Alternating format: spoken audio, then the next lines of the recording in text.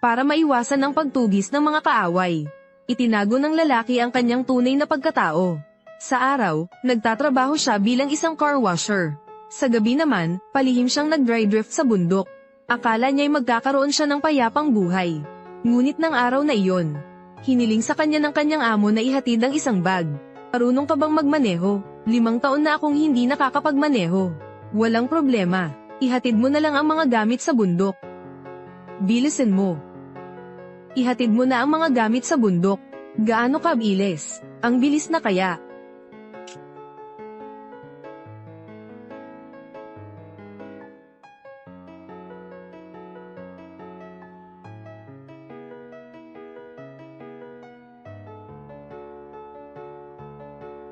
May nag-o-overtake na sa atin.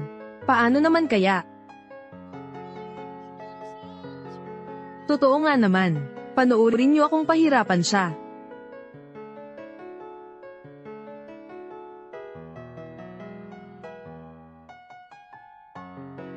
Ang lakas ng loob mong hamarang sa akin.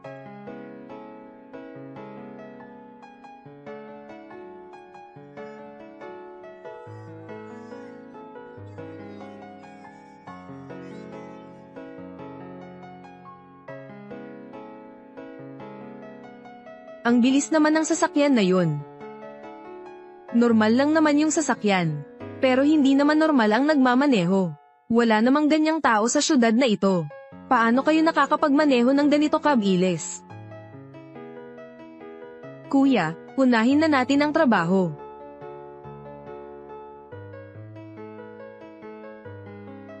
Tay, ang mamahaling sasakyan ito. Parating na ang may-ari para kunin ang sasakyan. Ano na ang gagawin natin ngayon? Isang pyesa na lang ang kulang. Sana'y makarating pa ito sa oras. Rina. Kailan darating ang mga aksesorya? Sino ang naghahatid? Sabi ko, nahatid na ni Zhang. Zhang, tagahugas lang naman siya ng sasakyan. Kaya ba natin? Teka lang. Anong sasakyan ang gamit niya? Yan ang sasakyan na bago mo lang nakuha kahapon. Tapos ko na pong ayusin yung sasakyan na yun. Yan ang sasakyan para kay Tantien, pang-praktis niya. Hindi kaya iyan mapaandar ng basta-basta lang. At, sa mga nakaraang taon, hindi ko pa siya nakikitang magmaneho. Maburol at delikado ang daan. Paano kung may mangyaring masama? Umakyat lang sa bundok ay aabutin ng 40 minuto. Kakalis lang niya. Tatawagan ko siyang bumalik.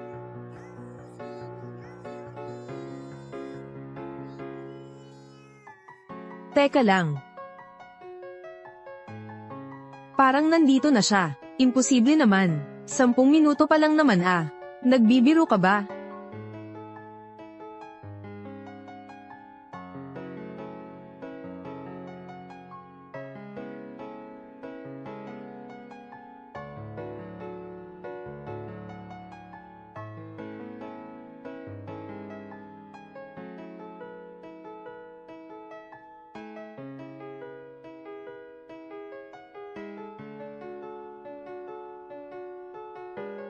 Susi ng sasakyan.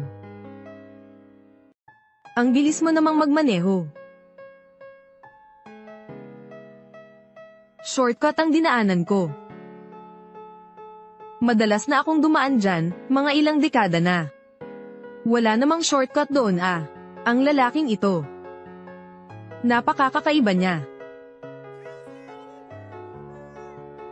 Tay, naayos ko na po yung sasakyan. Subukan ko nga. Teka lang.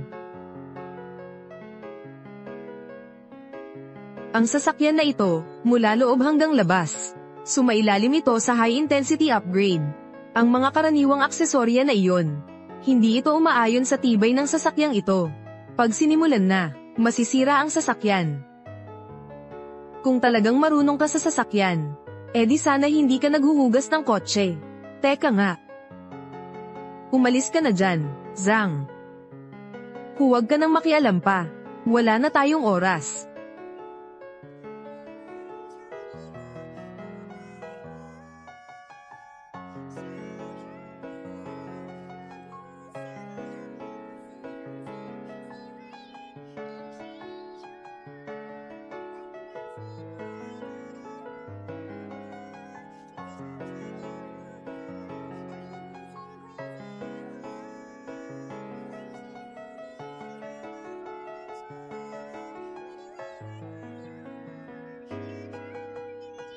Bakit ganito? Tama siya. Zhang, ano ba?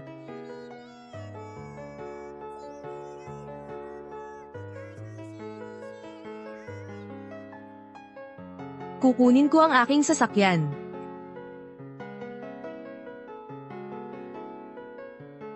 Boss.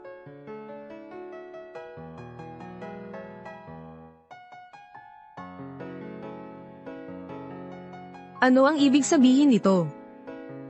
Sinira ninyo ang sasakyan ko. Alam ba ninyo kung magkano ang halaga ng sasakyan ko? Bayaran ninyo ako. Pagbabayad. Boss, pakinggan niyo po ako. Patawad po. Bigyan niyo po kami ng oras. Kaya po naming, konti lang po. Alam niyo naman po kung gaano kamahal ang sasakyan na to. Pagbabayad. 10 milyon ang halaga. Magkano? Ninanakaw mo ba ang pera? 10 milyon. Wala kaming gaanong pera na ganoon karami. Ang buong bubong ng sasakyan na ito. Mayroon itong karagdagang rear spoiler. Lahat ay gawa sa pinakamataas na kalidad na carbon fiber. 1 milyon. Mga asterisk shock absorber. Turbocharger. Ang error ay nasa milimetro lang. Mataas na klase ang order. Nagkakahalaga rin ito ng 5 milyon. Narinig mo ba? Ang turbocharger at asterisk shock absorber asterisk lang ng sasakyan ko. Nagsasala rin ito ng 5 milyon. Bukod pa sa iba pang mga bagay. 10 lang ang hinihingi ko sa inyo. Iyan na ang pinakamurang halaga. Boss Su. Tayo na ang magtiis ng pagkalugi. Ayoko, Zuo. Oo, kung kami ang may sira. Babayaran namin, pero wala kaming gaanong pera. Okay lang kahit wala. Kung hindi ako nagkakamali, ikaw ang punong barangay ng barangay na ito, di ba? Ganito na lang ang gawin natin. Konti lang ang sasapitin naming kawalan. Ibibigay ko sa inyong nayon ng Su. May karapatan kayong gamitin ang daang ito. Ipaubayan ninyo naman sa amin ang inyong mga sasakyan. Ang mga sasakyan ko ay maaari kong hindi papansinin. Pero ang mga lumilipad na sasakyan ay hindi pwede. Ang daang ito ay para sa lahat ng tao sa nayon. Wala akong karapatang payagan kayong gamitin ito. Ano ba yan, para sa lahat? Nilinaw ko na yan. Ang daang ito ay pag-aari ng pamilyang Su. Kayo ang nagpondo at nagtayo nito. O kaya'y ibigay ninyo ang daan. O kaya'y magbayad kayo. Ang pag-aayos ng sasakyan ninyo ay dahilan lang. Niloloko ninyo lang kami. Ang kapal ng mukha ninyong mga driver. Araw-gabi kayong nagpapraktis. Napakaingay ninyo sa lahat ng tao. Sa aming nayon, karamihan ay matatanda at mga bata. Kung hahayaan namin kayong dumaan dito, hindi na magiging mapayapa ang nayong ito.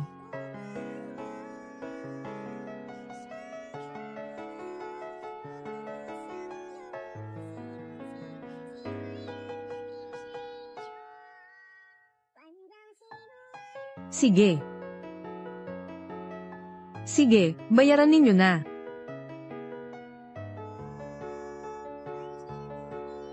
Teka lang.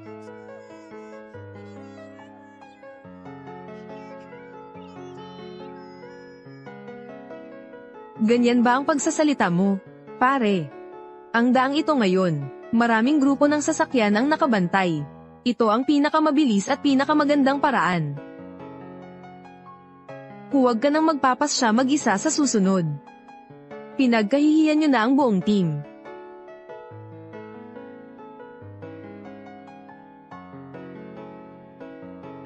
Sa inyo ba yung sasakyan sa labas? Oo. Team Tonvan. At ang team nyo, ganyan talaga ang mga racer. Bibigyan ko kayo ng isa pang pagpipilian. Magkarerahan tayo, isang 3 ikot na karera. Kung kayo ay manalo, hindi na namin kayo kukulitin pa tungkol sa sasakyan.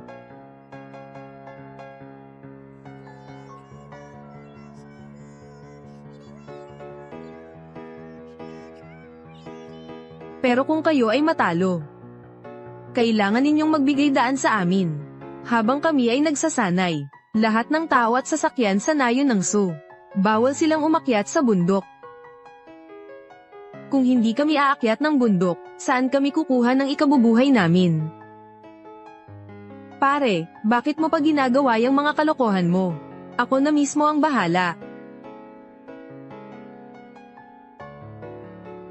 Kung mayroong talagang magaling na isasama sa grupo, mas may halaga pa yun kaysa sa ganitong daan.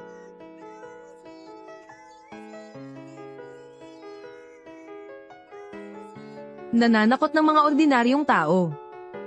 Angkop ba yan sa isang profesional na racer? Hindi ba tayong lahat ay mga racer? Wala namang ganoon. Walang pang-aapi, di ba? Okay, makipagkumpetensya tayo.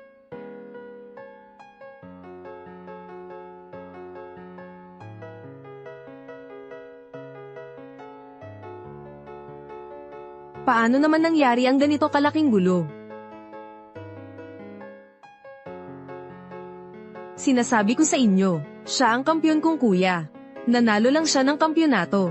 Ang karera ng Phong Van sa Langvan. Sa loob ng 10 kilometro. Walang makakatalo sa kanya. Nandito siya.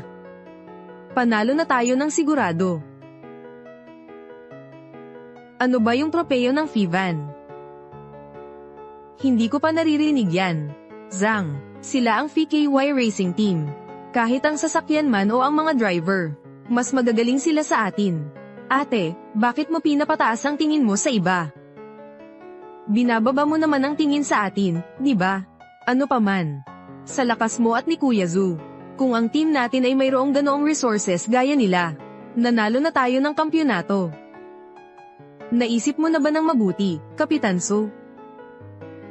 Kawawa naman ang pera't daan. Mas maganda pa rin ito kaysa isang laban.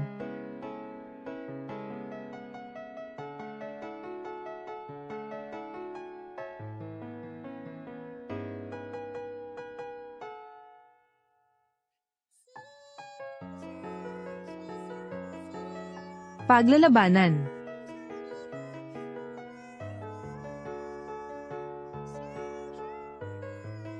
Sa unang pag-ikot, pagsubok ng kasanayan sa pagmamaneho. 60 bote ang nasa field. 3 ang isasali natin sa bawat grupo. Magpatakbo ng isang ikot sa field. Gamitin ninyo ang rear spoiler ng sasakyan. Ang team na makapagbukas ng maraming bote ang mananalo. Paano naman kaya iyon gagawin? Ang yabang-yabang ninyo kanina, ah. Bakit ngayon kayo natatakot? Pareho kaming may training ng kampyon at ako. Walang problema. Pero kulang pa tayo ng isa. Ate, kaya ko po to. Hindi mo kaya.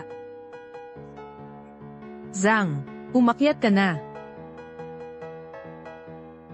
Tay, hindi po magandang ideya yan. Tito Su, ito ay may kinalaman sa daan ng nayon ng Su. Paano naman mapapahawak yan sa iba? Tama, 5 taon na siyang hindi nakakapagmaneho. Nalilito ka na ba? Tatay, naniniwala ka sa iba, pero hindi sa akin. Bukod pa dyan, ako po ay reserba pa rin sa koponan ng Tanvan. Ang gulo naman. Tapos na ba? Tapos na. Ang maglalaro lang ay ang mga champion at ang mga kapatid ko. Sige. Simulan na natin.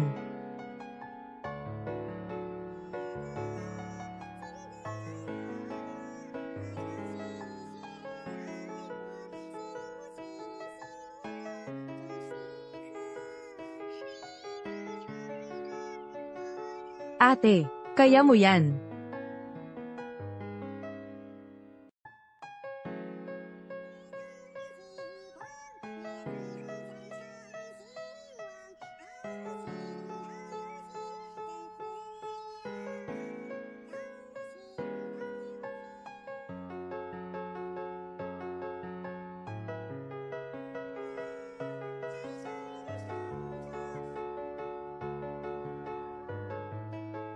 Magaling.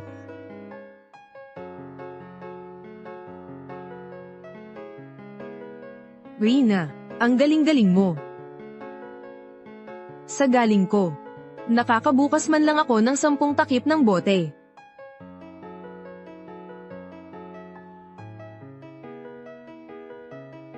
Hindi pwede. Masyadong malaki ang liko. Ano bang pinagsasabi mo?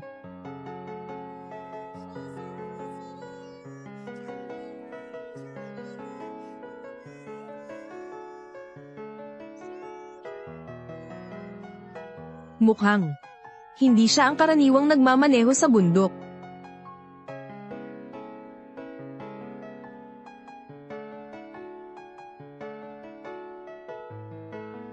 Ate, ang galing-galing mo kanina.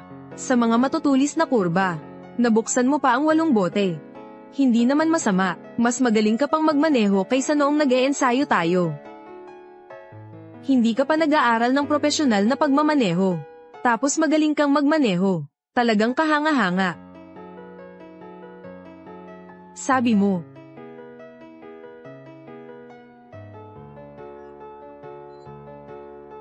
Umalis ka dyan, huwag kang hamarang.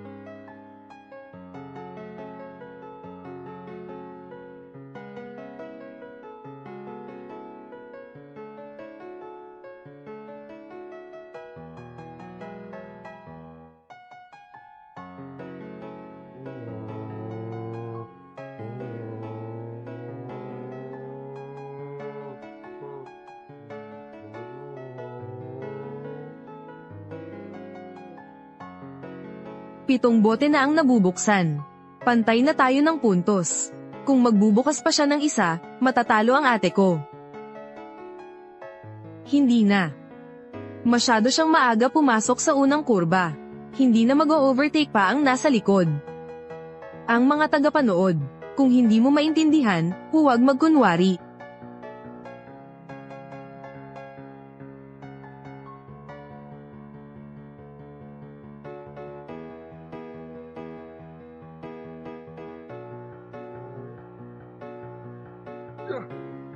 Ang galing. Pantay na sila. Tama nga siya.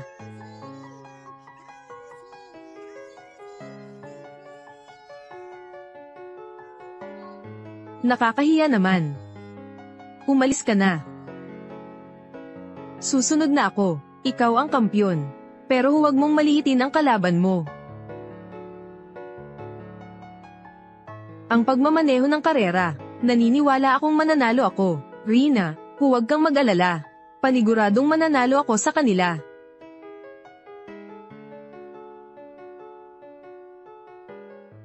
Kaya mo yan. Magiging kampyon ka. Talunin mo sila.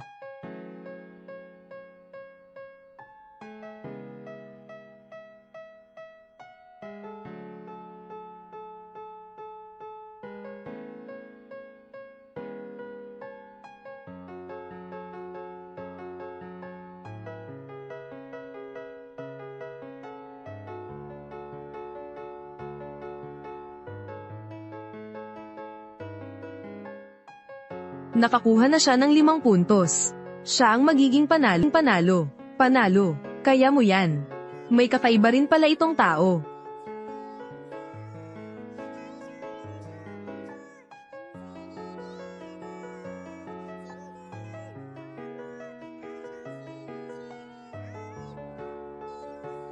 Si Sinleng. Ang galing mo naman.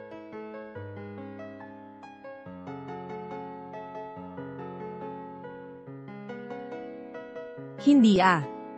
Anong ibig sabihin ng pag-iling mo? Nanalo siya. Siya ang nakabukas ng pinakamaraming takip ng bote. Maglalaba ka lang naman ng sasakyan. Kung kaya mo, umakyat ka. Hindi mo rin naman mabuksan ang kahit anong takip ng bote. Isa lang siyang ordinaryong tao.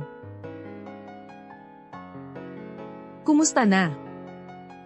May iba pa ba?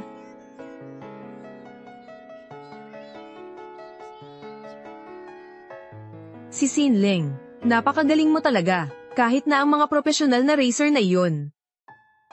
Kaya nilang buksan lahat ng natitirang takip ng bote. Ang mahalaga ay, marami ka ring nabuksan na takip ng bote. Tunay kang kampyon ng FIVAN Cup. Zuo. Turuan mo sila ng leksyon. Tingnan mo ng mabuti. Isa lang ang ginawa ko. Bata. Tingnan mong mabuti.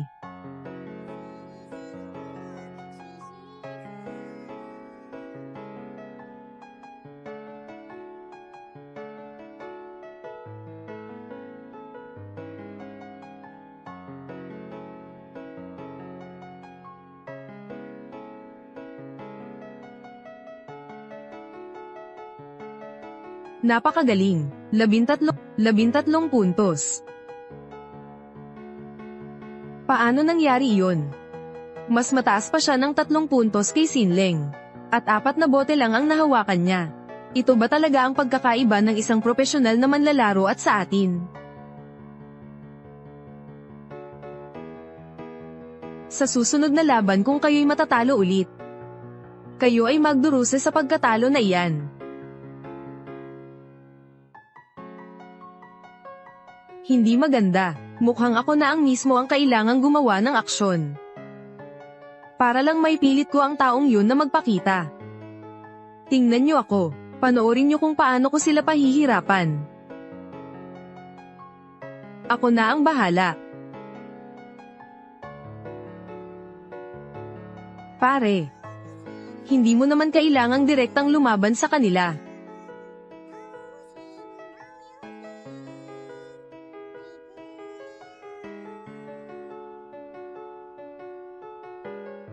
Tingnan mo ng mabuti, kung gusto mong manalo sa larong ito. Hindi ito magiging madali. Sino ba yung tao? Hindi mahalaga kung sino man siya. Kung magaling ka nga, sana'y nakaangat ka na. Mukhang magaling nga ang ating leader. Karangalan ninyo iyan. Tama. Bibigyan kita ng pagkakataong palawakin ng iyong kaalaman. Panoorin ninyo ang pagpapakita ng isang profesional na racer.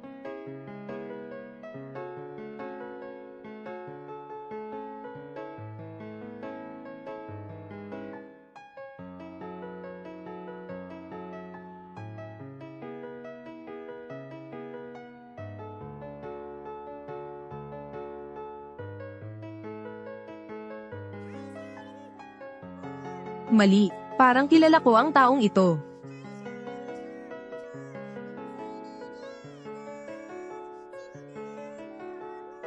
Kalahating segundo. 15 puntos. 17 puntos. 18 puntos.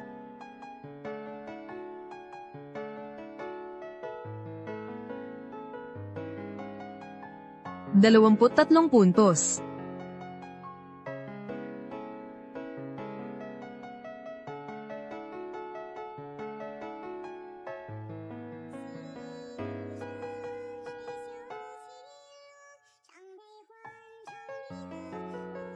Ganito kalayo ang pagitan natin sa mga profesional na racer. Ang galing. Pare. Ang galing-galing mo. Nakakuha ka ng 23 puntos. Nagawa mo yun sa loob lang ng 5 minuto. Sa ganyang performance, huwag mong sabihin sa akin na sa Kinhai lang yan. Pati sa buong bansa, nasa top ka na. Paring Hang. Naalala ko na, siya si Lai Hang. Siya ang master na si Lai Hang. Ranggo 28 sa buong bansa. Ano? 28 sa buong bansa? Hindi. Paano na kaya tayo maglalaro nito? Sa inyo naman ang sunod. Ton Tien, magsabi ka ng totoo sa akin. Ilang puntos kaya ang kaya mong makuha? Mga 5 puntos.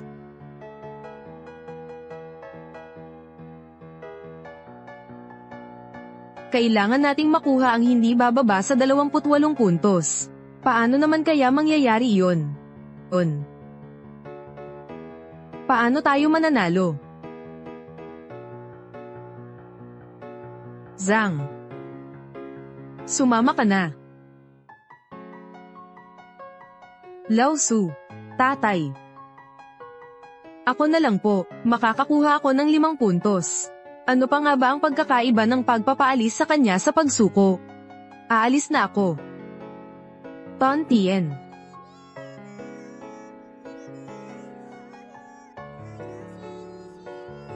Nasasayang lang ang oras.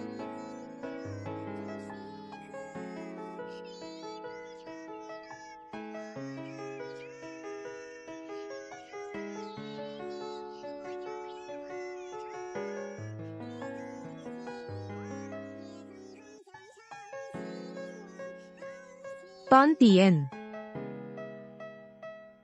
Ganoon siya, tapos magdadrive pa.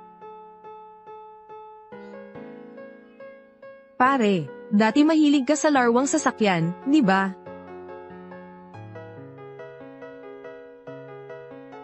Talo na kayo sa larong ito. Hanggang hindi pa tapos ang takbuhan, hindi pa tapos ang laban. Magpadala pa kayo ng isa. Antayin muna natin matapos. Pagkatapos nito, ibibilang ko na ang inyong puntos. Boss, nanalo na tayo. Hindi naman natin kailangan gawin iyon. Halata namang hindi propesyonal ang taong ito. Walang karangalan ng pagkapanalo sa kanya. Paano? Sa pagkakataong ito, dapat ninyong ipakita ang inyong kakayahan. Ako. Si Sinling. O kaya ay ikaw na lang ang tumakbo para sa akin. Ako. Tara na. Lalaban ako sa inyo. Tigil. Ngayong beses. Si Zhang na ang laban. Tatay. Anong gamot ang binigay niya sa iyo? Bakit mo siya pinaglalaban?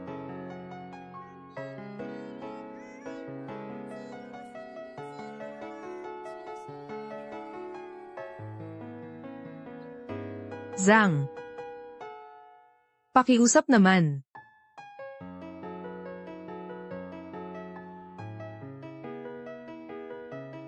Isang beses na lang. Tagahugas ka lang ng sasakyan, hindi ka pwedeng umakyat. Sabi ni Tito Su, sumama raw ako. May pag-asa pa ako kung sasama ako. Wala nang pag-asa kung hahayaan mo siyang sumama. Bukod pa riyan, wala siyang alam. Ang pangkat na ito ay pangkarniwan lang. Kahit isang magaling ay hindi makakahanap. Sa tingin ko, huwag na kayong maglaro ng sasakyan. Panahon na para magpahugas ng sasakyan.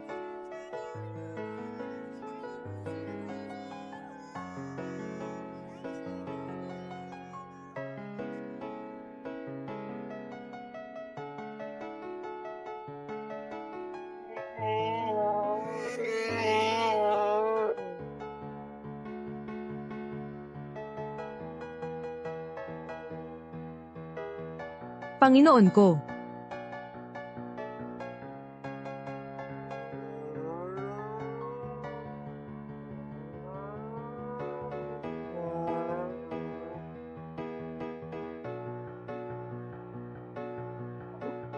Paano kaya? Napakagaling. Hindi ko akalain na ganoon siya kagaling. Paano kaya? Alam ko naman, hindi ako nagkamali ng tingin. Bakit kaya? Nabuksan niya lahat ng takip ng bote. Paano nangyari iyon? Pati ang kuya ko ay hindi kaya. Ano ba to? Zhang, ang galing mo naman.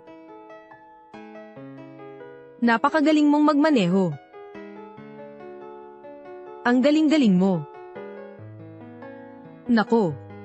Nanalo tayo. Bakit hindi ko napansin noon? Ang galing mo pala, wala naman tong malaking bagay.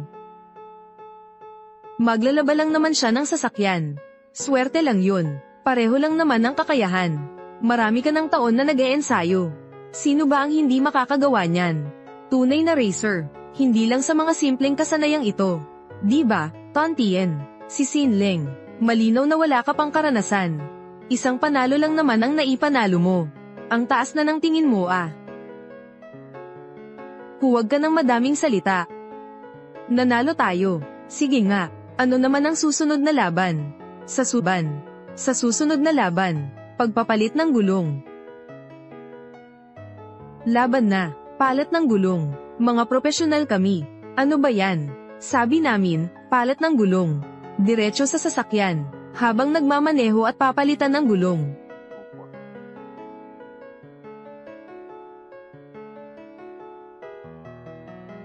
Ano ang ibig mong sabihin? Habang nagmamaneho, paano nga ba magpalit ng gulong? Wala namang mahirap dyan. Tara na, ipakita mo sa kanila kung ano ang kaya mo.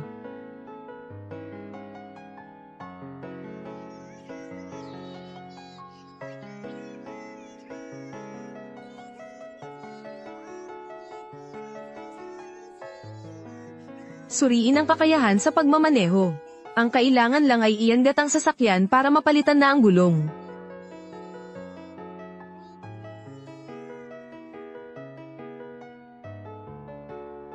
Mga kaibigan, hindi kaya ninyo yun. 5 minuto. Ang makapagpalit ng mas maraming gulong. Siya ang mananalo. Simulan na ninyo. Panahon na para malaman nila kung gaano kalayo ang agwat. Simula.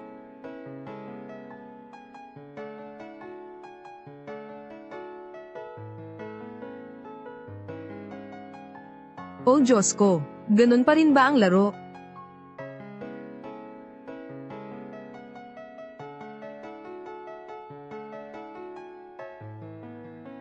Palit tayo ng pwesto.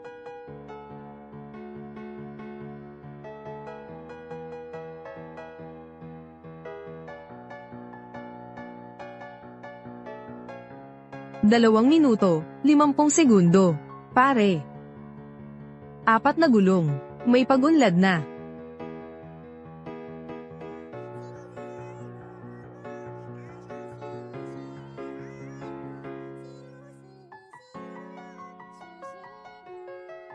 Mga profesional kami. Hindi tulad ng mga mahina nilang sasakyan. Wala nga kayong talento. Sisiga ka lang. Sino ba ang tinutukoy mo? Sige, sa inyo naman ang bola. Nakapalit na kami ng 4 na gulong. Paano nyo kami mapapanalunan?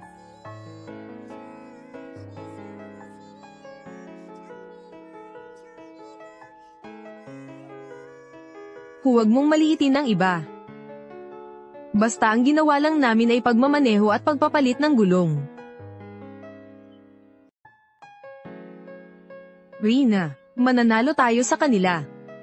Ako na ang magdadrive, Kuya Sinleng. Kahit na pagpapalit ng gulong ang karera na ito, isang pagsubok pa rin ito sa kakayahan ng driver. Mas mabigat ang sasakyan, mas mahirap panatilihin ang balanse ng driver, base sa training natin noon. Sa tingin ko nga pati gulong hindi mo may angat. Huwag kang magmadali, Rina. Hindi lang ako salita. Si Zhang lang ang outsider. Ang kahirapan nito ay wala sa akin. Ibigay mo na sa akin.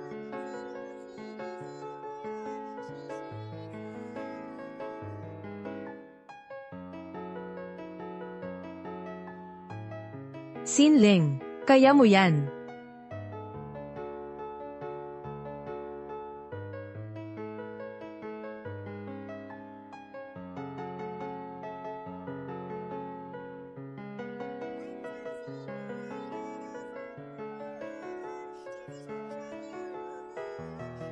Sinleng, kaya mo yan.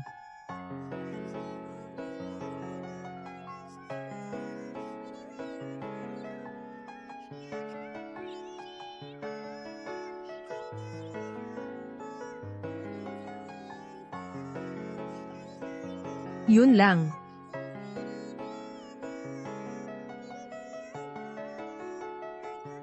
Zhang, tulungan mo kami.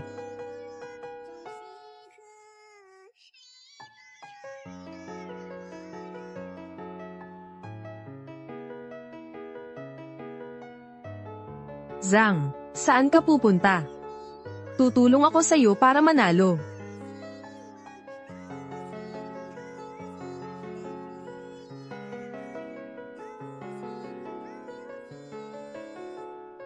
Sige. Hindi ka pa kumakain.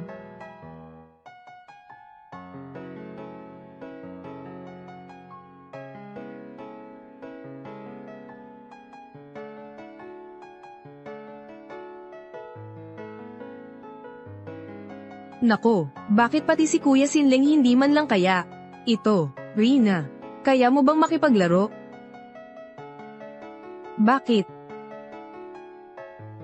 Masyado nang mahirap. Sige, papagan ko ang laro para sa inyo. Kayo. Patakbuhin ninyo ito. Ang ganito, gamitin ninyo ang buong lakas ninyo. Sigurado akong kaya ninyong iangat iyon. Kung hindi man, maglaro na lang kayo sa amusement park. Ang makaangat ng sasakyan, panalo na. Hindi pwede. Huwag ninyong maliitin sila. Ganito tayo. Medyo sobra na ba tayo? Ganun. Hindi na rin natin bibilangin ang oras. Kahit ito. O yung iyon. Basta ang kailangan nyo lang gawin ay iangat ang sasakyan para mapalitan ng gulong. Panalo na kayo. Kung kaya mong sabihin, kaya mo ring gawin. Tontien, ano ang gusto mong gawin? Tatay, hindi ako naniniwala, 3 gulong pa rin naman ang gamit ko, Aalis na ako.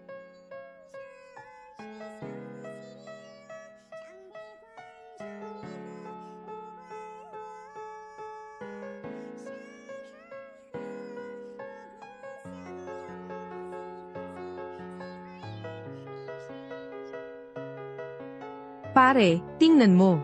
Parang wala silang kinain, Pare. Binibigyan ko kayo ng pagkakataon. Pero hindi rin naman ninyo kaya. Pare, sa tingin ko, diretso na lang natin kunin ang daang ito. Sige. Sir Su, sumuko ka na lang. Huwag na nating sayangin ang oras. Tatay, teka lang po. Antayin natin si Zhang. Zhang. Wala nang magagawa si Zhang. Gawa lang siya ng mga gawaing bahay. Nanalo lang siya sa larong yun. Swerte lang. Manahimik ka nga, sino ang hinihintay mo? Ang tagalinis. Hintayin natin siyang dumating, para magpatapon tayo ng basura. Sumuko na kayo.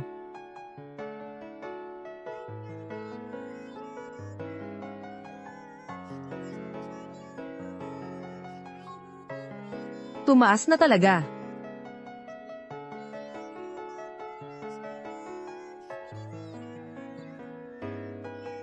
Tontien.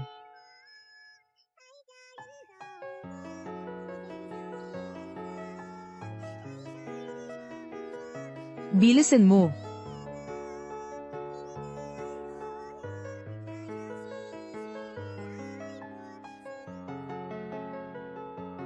Gumising ka na. Ayos lang yan.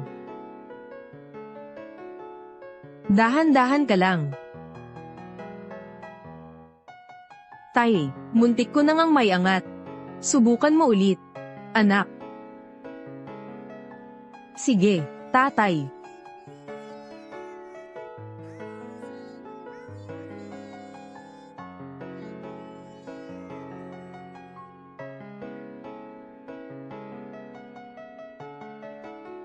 Diyos ko, gusto ninyong ayusin ang sasakyan. O gusto ninyong sirain ang sasakyan. Yung tricycle nga hindi kaya. Paano pa kaya ang sasakyan na may 4 na gulong? Pre, sa tingin ko'y hindi nila kaya. Huwag na natin silang bigyan ng isa pang pagkakataon. Punong Barangay Su, ano po ang hinahanap ninyo? Ang tagapaglingkod na iyon, nakita niyang may mali, tumakbo na siya. Payo ko sa inyo, sumuko na kayo. Huwag na ninyong sayangin ang oras.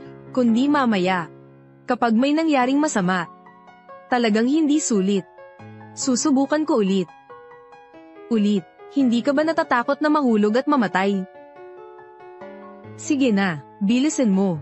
Huwag ka nang mag-aksaya ng oras dito. Lahat tayo ay nagsikap na.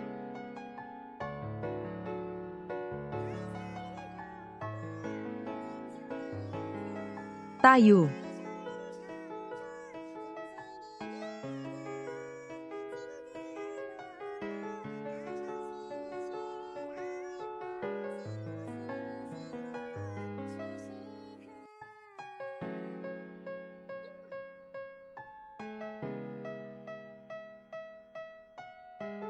Imposible.